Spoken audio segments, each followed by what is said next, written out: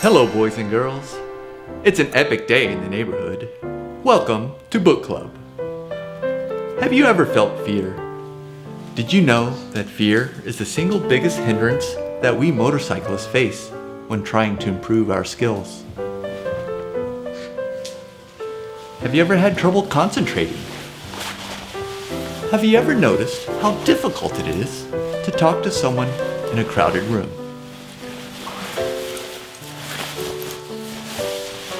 A motorcyclist's ability to concentrate is probably his most important tool for staying alive. Yet few riders have any training in how to do it effectively. Today we will talk about fear and concentration, chapters 4 and 5 respectively, in Total Control by Lee Parks. So let's make the most of this beautiful day. And won't you join my book club?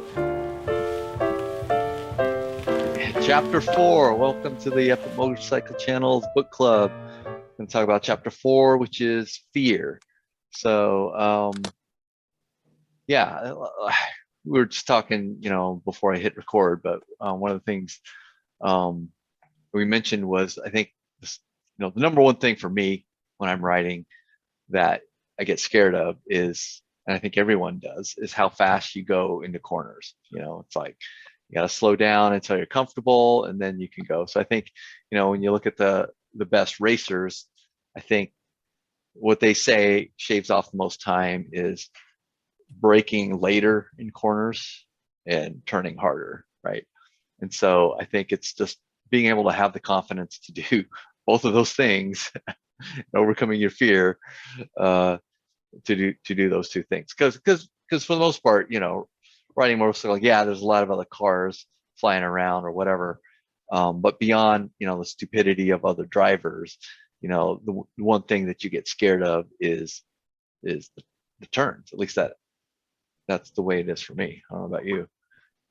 For sure. Going wide, it's happened to me. It's you come in too hot, you realize it.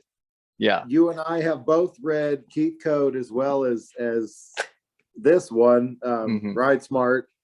And so it's like, you can't be braking and turning hard at the same time, one or the other. Right. It's like, which one am I going to do? Yeah. And I've been fortunate to pick the right one so far. I haven't I know, me too. Yet. So, I've had a couple moments where, you have that oh shit moment where it's like, oh, like, oh my gosh, I don't know. And then like, you just kind of have to not hope for the best, but you're like, stay composed, stay on your line. Like, okay, I'm going to lean a little bit more. And I remember having this push one that where handlebar just a little bit further and see what happens. Just keep going, because that's the thing. It's like and I think it's a common misconception that that fear of being leaned over, that you're going to fall over. Like, you're actually a lot further off than what you actually are. Like, your body thinks you're going to fall over, but in reality, you're probably only tilted like 5 degrees. You know what I mean? Like, have you ever seen that? There's like a video. It's like a meme video that I saw circulating in the motorcycle channels, but it was a guy who was riding and he was doing this, like only his head was turning. It's just like this, and going around the turn, like he was totally upright, but his head is like, it's like, because I think your perception of how far you're leaned over is probably greater than what you actually are. You know what I mean? I mean, that's almost like when you're playing the Nintendo and you're moving your hand to jump the guy and stuff. Oh yeah, it's like, oh, go that way. Come on, go. Yeah. But I remember like just being so close to the edge of the road, like just like tires, just like right on the edge, and then keep going. And then it's kind of thrilling afterwards. It's like, whoa, yeah, that was, but at the time it's like, oh my gosh, I'll tell you what, I still remember the road to Valente. The first time we rode to Valente, like, you remember that guy in the Mercedes was telling me some shit. He was like, hey bro, you got to get off the seat there. And we're like, I'm brand new, bro. Sorry, dude. Oh yeah. You couldn't just drive your Mercedes up my ass, Yeah. Oh, that was Gosh, was that when we stopped for the burger at that place? Yeah, that was good. Yeah. yes, Yeah. hell yeah, it was. Yeah. It is kind of crazy how I don't. Were you with me the one? I was with Mark, and I thought I was with you. Maybe not, but we were on Lime Creek Road, and we're just cruising along in this Harley dude, like a Harley Sportster or something. It's just riding like a bat out of hell, and he's just like riding our asses, and he ends up passing us on that road, which is a super curvy road. But it's just weird, like, usually when you're on a motorcycle, if someone's passing you, it's because they're in another lane in a multi-lane highway or something, right? Yeah. This is a 2-lane road, one this way, and the dude passed us both. Like, I don't know how he just like MotoGP that shit, was like, we're sharing the lane, and he just kind of bullied his way through there. And so See, I think I recall that, but I think that I was riding your Z, and so we were kind of limited to about 62 miles an hour. Yeah, that could have been too. But I just remember this guy like passing us on that road, whereas usually if you get stuck behind someone slower on that road, you just wait it out, but it was like this dude was just not having it. And so, to get to that level of confidence to where he's making those, going that fast on those turns and passing other motorcyclists in a street environment. Yeah, it was like a Harley Sportster or something. He was like rumbling it. It was, I remember because I mean, he was several levels beyond where we were at. Yeah, I was like, this guy is not fucking around, but I also remember like his feet were forward. He had like that feet forward. He was just like just flying. Yeah, dude. So, but yeah, I think the whole overcoming fear thing. Fear is what hinders your progression, right? Because you have to. Oh, let me. Hold on. How do I do this before? How did I do that before? Anyway, I'm gonna screen share.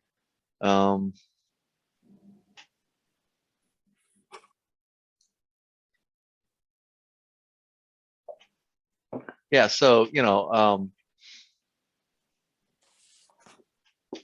there's a fear threshold. Well, this isn't the fear threshold, but fear threshold. Every motorcyclist has what I refer to as a fear threshold. At this point, that is at a point in which the level of fear becomes so great that his mind cannot process any additional information. So basically, it's like you have a computer and it's being fed too much stuff; it can't process it, because fear kind of shuts you down. And that's kind of the example he used. Shutdown. Yeah, he's like, oh, you have an old computer; it can only process so many calculations. And so, if you do the fear to confidence paradigm shift, I think this is really the main graphic in this chapter. The rest of it is just kind of like, anecdotes and things like that.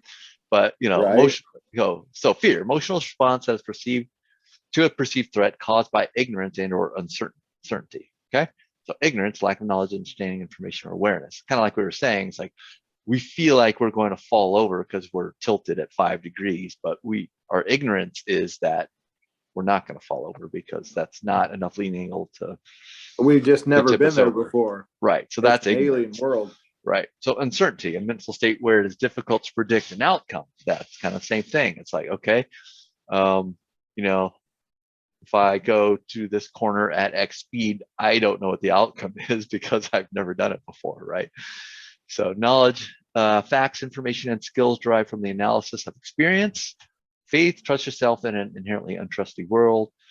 Confidence, feeling the self-assurance arising from an appreciation of one's own abilities and or qualities. So combination of faith and your knowledge is what gives you that confidence. So so ignorance, I don't know, that I'll tip over. Knowledge, okay, I've reached this lean angle, I'm not going to tip over. So now I know I'm not going to.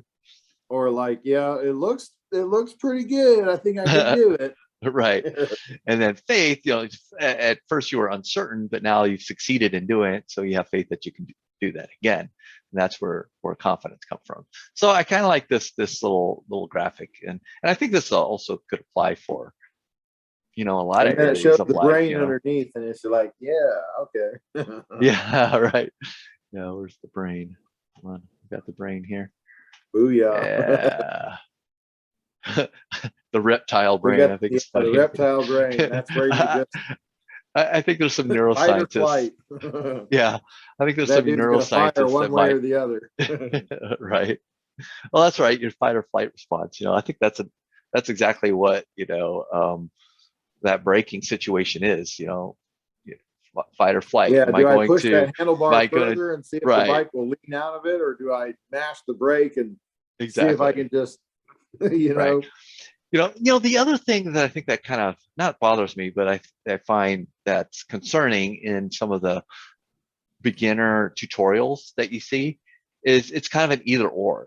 It's either I'm leaning this bike and making this turn, or I'm braking. They don't really talk about trail braking, which is kind of braking while you're in the corner, as much of an option. They're just like, oh, I had to mash the brakes and go straight. It's like, well, I think it's another thing that Moto Jitsu talks about is trail braking, because as you slow down, your radius is reduced.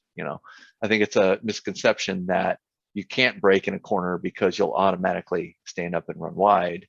But braking does reduce that radius. And then so, lean angle can get you so far, right? But braking will then also reduce that radius, whereas lean angle won't. And the other thing is that in the MSF course, they teach you to roll the throttle on as you're doing a turn, right? Mm-hmm. Which is mainly to, oh, hi. Oh, thanks. I got brought a book club beer. All right. Thanks, babe. You're the best. What are you working with? I'm not sure what it is. Mystery beer.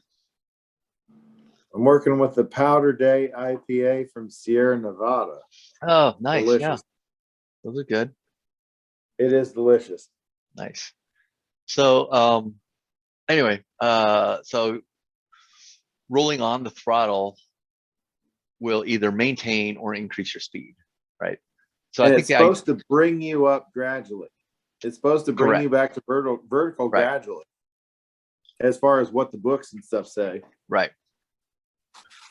And so, and also, in general, you want to accelerate out of a corner, right? Once you hit that apex, then you're rolling on more speed. But in the MSF course, I do remember them teaching you slowly roll the throttle as you're going through the turn.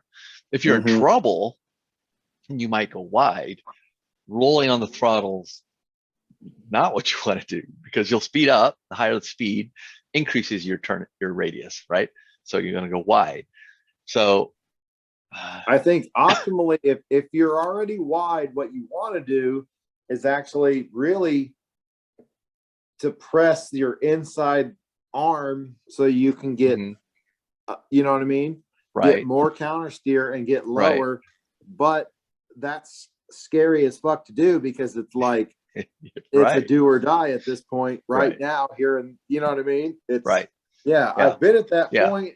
I've stopped myself, and I haven't had a bad situation yet, but it's, I tend to find routes that I ride over and over and over, so I know where I can throttle in and brake and stuff like that. And it's like I can rely on the Keith code system where, I see this marker, it's time to brake. You know what I mean? Correct. Right. Yeah. Since you've done those roads so many times, kind of how the turn works. Just, you have the markers. Oh, that by that overall tree, I need to.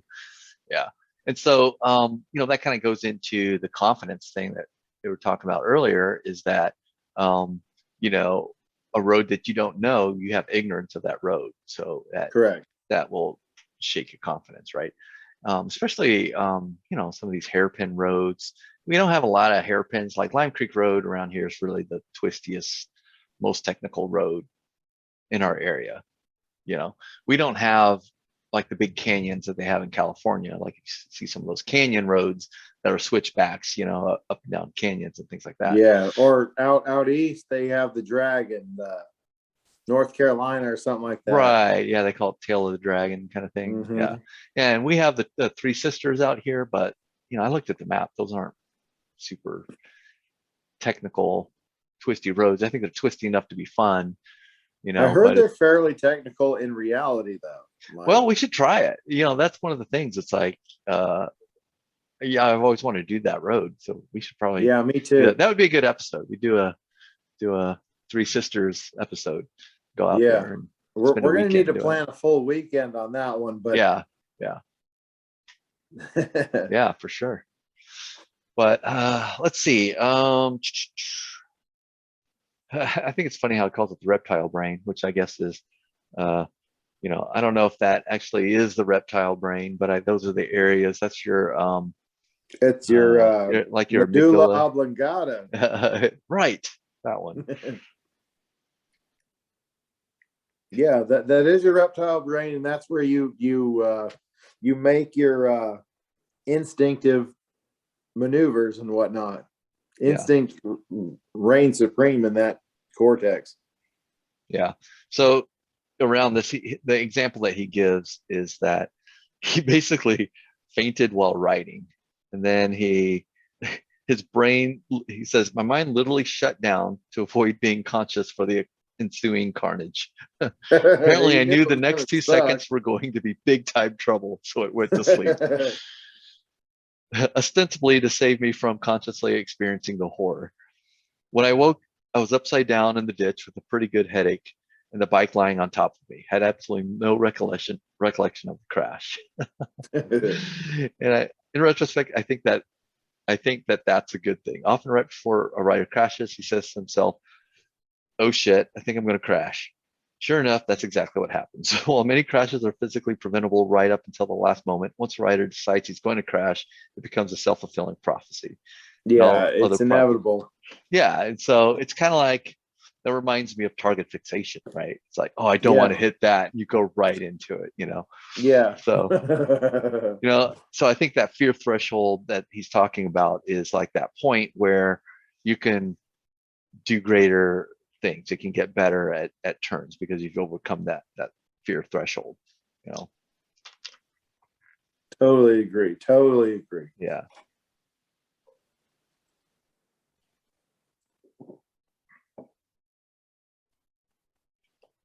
I still find it kind of crazy that he passed out. Like, I haven't had to experience that yet, but I've been through some hairy stuff myself. Yeah. Well, you know what I've done before? I haven't passed out, but like if I'm in a car and I accidentally kind of pull out in front of someone, and I realize it kind of last minute, I'll just kind of like blindly, I won't close my eyes, but it'll just be like, well, I'm just going to hit the gas and hope for the best. And did he hit me? No, he didn't hit me. Oh, okay. Yeah, I did hear it. It's, so I think it's kind of a mini version of passing out when something bad's about to happen. So, but that's the other thing about the nice thing about these books is like, I really don't want to ever have that experience. It's, he tells it and, we have a good laugh about it. It's a good story to tell and it's a learning experience, he learned a lot and, but I don't want to go through that. Yeah, like, for sure. I don't really, if I can avoid it, let me go ahead and avoid all that. And I've already learned because I read yours. Yeah, right, exactly. I'd rather be boring at parties than to have that fun story to tell. So, but I do have a couple stories. Like I've never gone down on the street, but there was this one time where it was raining and it was one of those things, the light turned yellow and I decide, okay, maybe I'll slow down instead of go through it, and my just fishtailed it all over the place. And I don't have a lot of experience handling a bike that's fishtailing. It might not be a big deal for some people. It's like, oh, I'm just kind of, and I was scared out of my mind, and I ended up stopping and it all being fine. I was like a third of the way into the intersection, but it's like I didn't go down, I didn't get hit, and that's the closest thing I have, and I'm fine with that. I'd rather tell that story than I wrecked my bike and slid through an intersection and whatever. They get nailed, T-bone somehow or something. Yeah, exactly. So yeah, I've been down once on the street. I wasn't wearing a helmet. I was actually riding somebody else's bike, It was very slow, but it just rained, so the road was real greasy. And yeah, that fresh rain is the worst.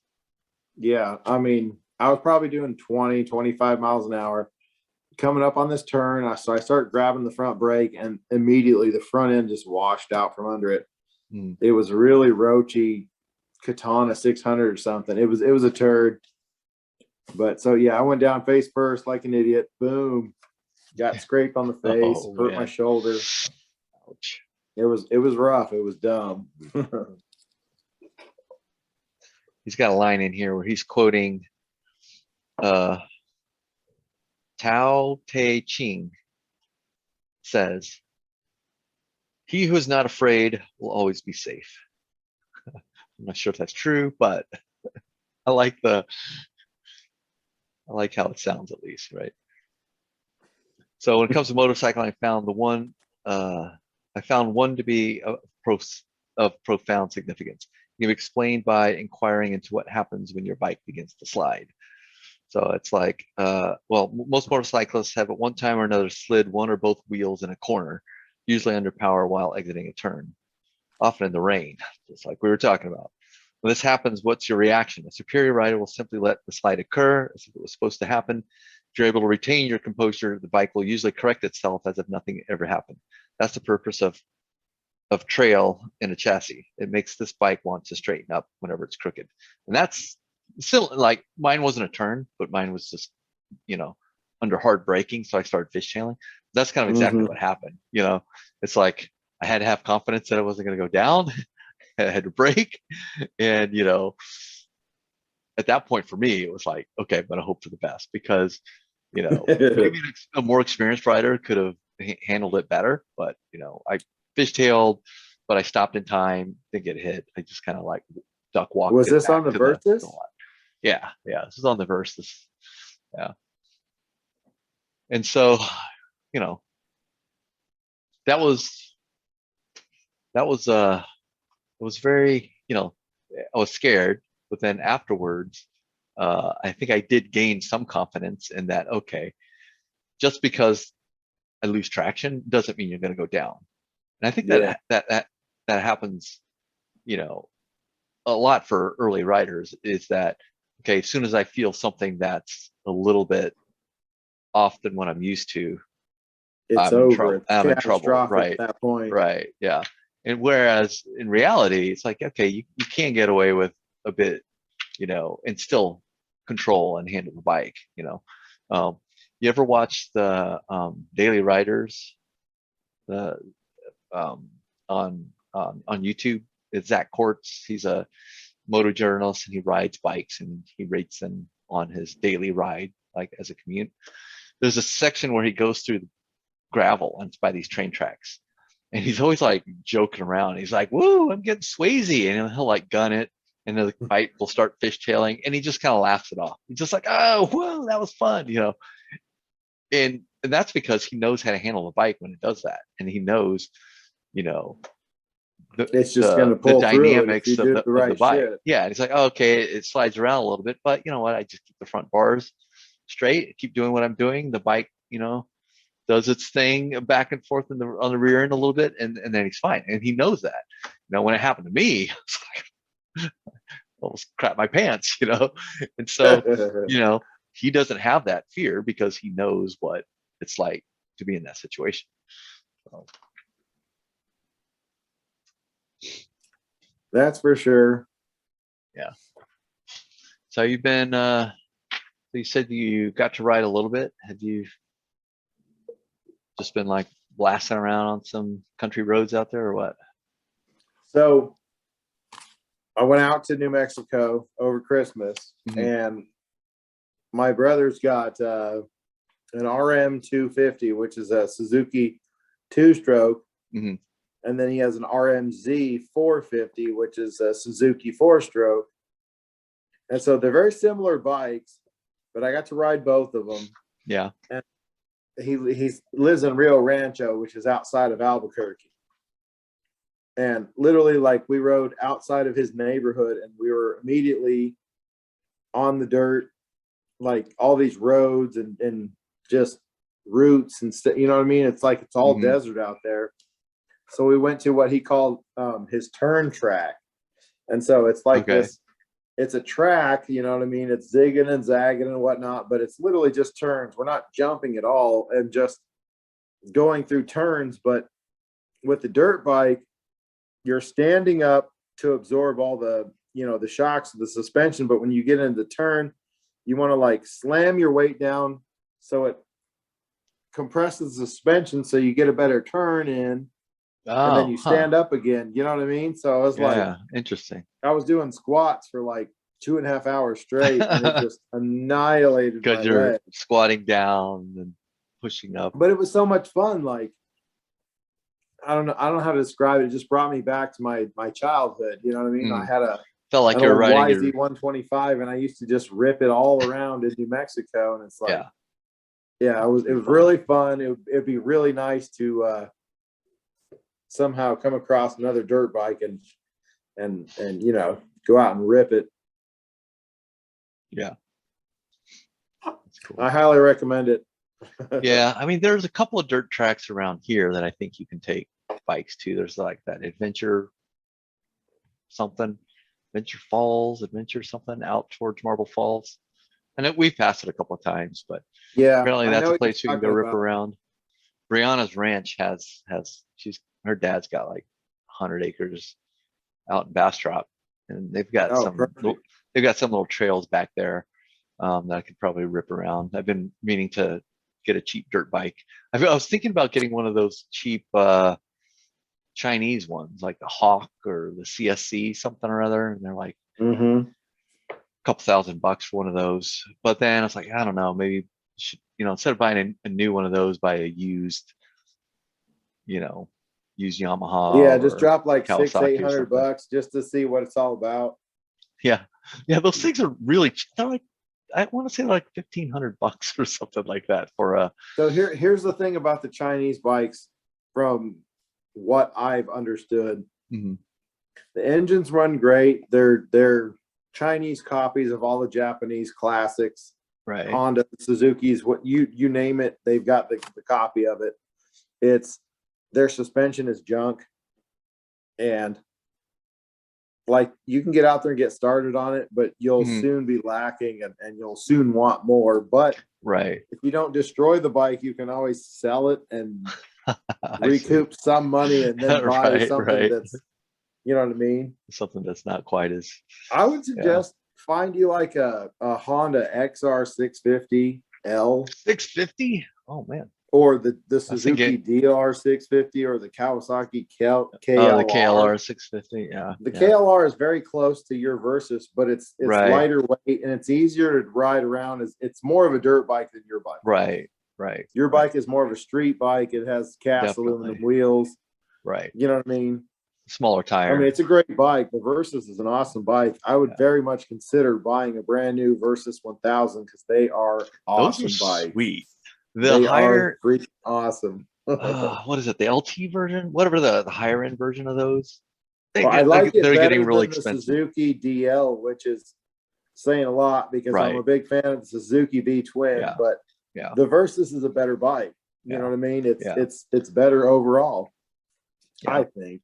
Yeah. I mean, it gets great reviews. Everyone that I've seen that has had one, watch their videos. Yeah, it's got that Ninja 1000 engine in it. Got great suspension. Yeah, it's upright. It's got like 4 modes and all that shit. You know what I mean? It's a great bike. Like the higher end ones even have like cornering headlights or the cornering lights, not headlights, but the cornering lights. So they put a lot of tech into the higher end Versus for sure. Yeah. The 650 is still pretty stripped down. Even the newer 650s, I think they may have started to put, you know, they have ABS and they have, I don't know if they have traction control in the newer one, but they've got a little bit fancier dashboards and all that kind of stuff. But essentially the engine suspension is probably the same as mine, you know. So they're very similar, yeah. I don't think it would be a huge difference in the riding experience, you know, other than it's just a newer bike. You know, I do need to do a little bit of work on mine. I need to clean the chain and tighten it and stuff like that. Probably do a video on that soon. So. Yeah, I've got a series of videos coming up. There's Yeah. The bikes have just been sitting there rotting for months and months now. So it's time to get back after it. Yeah. Yeah. Use my tool, put steering bearings and fork seals, all that good stuff. I want to get the silver bike, the SV, up and running, good to go, ready. The front end, basically all that's wrong with it. But I got, I lost you. All right. I got a trailer now, so I'm going to trailer the bike back and forth to the drag strip. So that way, if I drop it or whatever, fuck it all up, then I can still make it back and forth and whatnot. You know what I mean? Makes me a little more confident. Right, exactly. So I think it'll be a cool season of drag racing. We'll see what kind of numbers I can put up and then see where I can go with it. Because eventually I'd like to get the GSXR into it. Oh, man. And then eventually, once I'm comfortable and I have a good set of leathers and all that stuff to where I'm safe, I'd like to throw some nitrous on there. I think it would be neat to see what a 20 and then a 30 and then a 50 shot would do. Oh my gosh, that's outrageous. That would be great though. Those would be great videos. I can't wait. Yeah. Well, let me explain this. So the one pass that I did, as soon as I got up to the line, I looked out at the track and it felt like I was on Gran Turismo, the game, kind of, you know what I mean? It was like, right. Oh, it was amazing. It was like nothing else. It was really neat.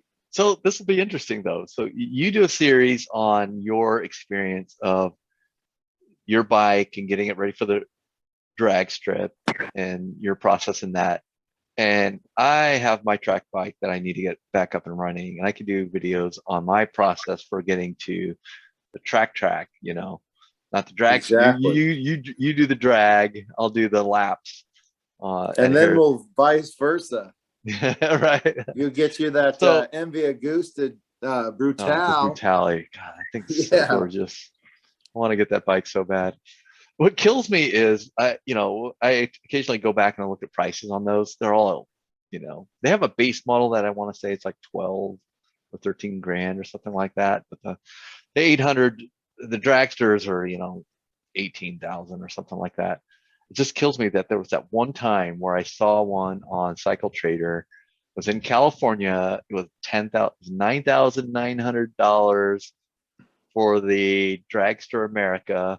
Or not the dragster, the Brutale 800 America version. It wasn't the dragster version, but it was the America color scheme, which was kind of red, white, and blue color scheme, and it looked awesome. Nice. Bike, it looked absolutely gorgeous. And I remember, it's the only bike that I lost sleep over because when I saw it online, I was like, okay, wait a minute, how much money do I have?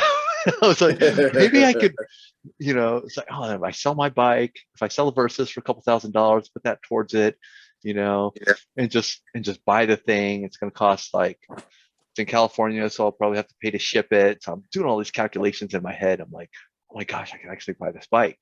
But I didn't do it, and I haven't seen one that price since, they've all been more expensive, but I have a case of the FOMO with that. It's like, oh man, what if I bought that bike? But I have no business riding that bike at this point. Maybe a little bit later on, because that's the other thing. It's like, I think some of the reviews that I've seen on it, it is okay for taller riders, but it's like, what if I got it and it just, didn't fit me or whatever? So I don't know. Maybe in the future. But. There's a lot of ways to make it fit. Clip-ons, rear sets, seats. To be fair, I have a Ninja 250, which I'm definitely too big for.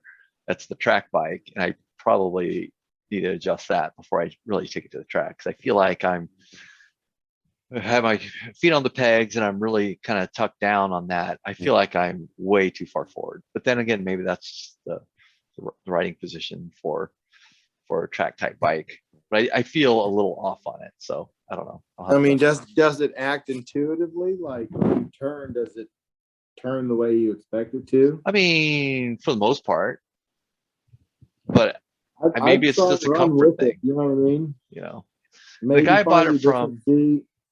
Yeah. Maybe go with some rear sets or something, you know, just something to bring your feet down. Yeah. Yeah. Yeah. I think you might have your finger over the mic. Oh, my bad. There you go. That's better. There you go. Yeah. Anyway. Okay. Bravery. Back to the book real quick. Contrary to popular opinion, I believe everyone has a similar fear threshold, that everyone can only take so much fear before they can no longer consciously think and act. Brave people aren't those who can overcome larger amounts of fear. They are those who raise the point at which fear gets control of their minds. I think that's interesting. So I always thought it would be that you can just handle a larger amount of fear. He's saying that you still feel that fear, you're just not letting it get control of your mind, which I think is kind of interesting. So let's think about that for a minute. Okay, well, let's read his example. Valentino Rossi couldn't ride any faster than you if he experienced the same fears as you while riding your pace. Okay, I guess that makes sense. Agreed. Yeah. I think totally I kind of get that. It's kind of like, because, you know, when I would teach martial arts, right? There's a wide range of people in there, parents, kids, whatever. And some people get tired really fast. And some people just keep going, right? And it's not that the people who are tired can't handle that level of exhaustion. It's just that, you know, or what am I trying to say?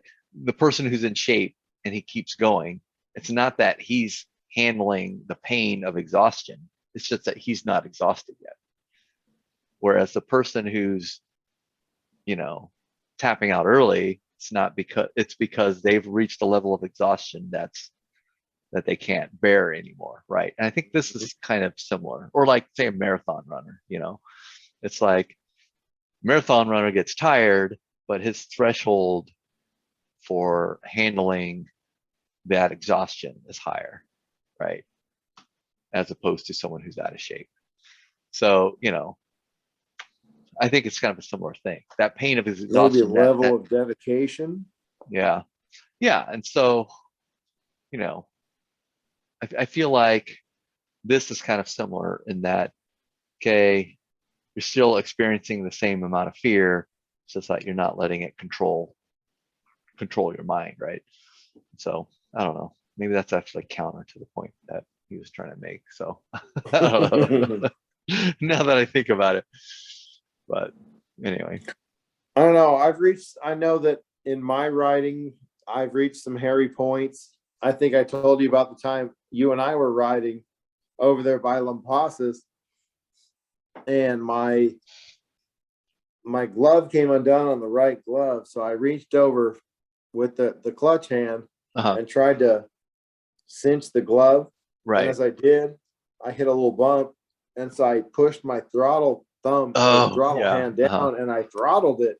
And so the bike jumped a little bit. And it's like, I was okay, but it was very, very close for me being, you know, a full-on wreck right there. You know what I mean? Just stupid wreck from a rookie mistake kind of thing, you know?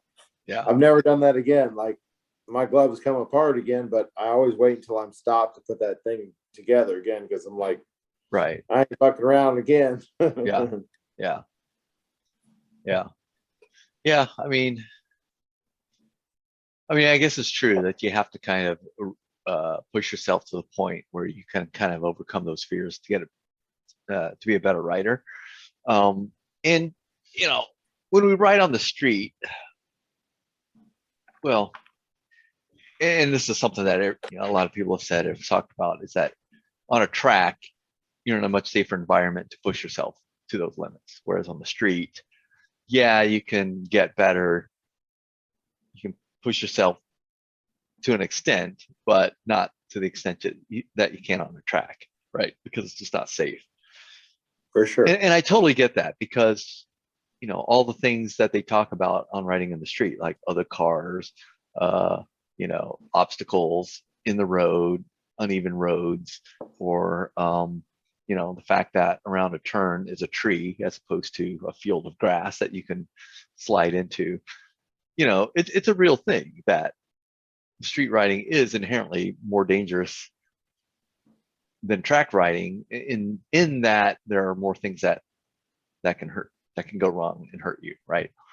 I'm not saying that track riding is not dangerous, right? Because you're pushing yourself to higher speeds, higher cornering speeds, harder braking, all those things, but the environment is more dangerous on the street, right?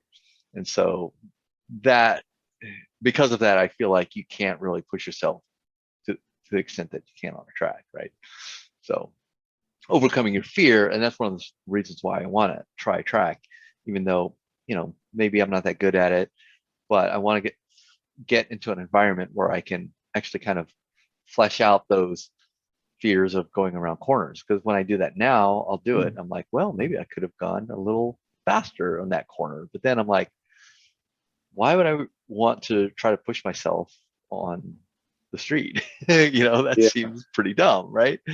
So, when we go on rides, it's like, yeah, we'll try to have spirited riding, as they say.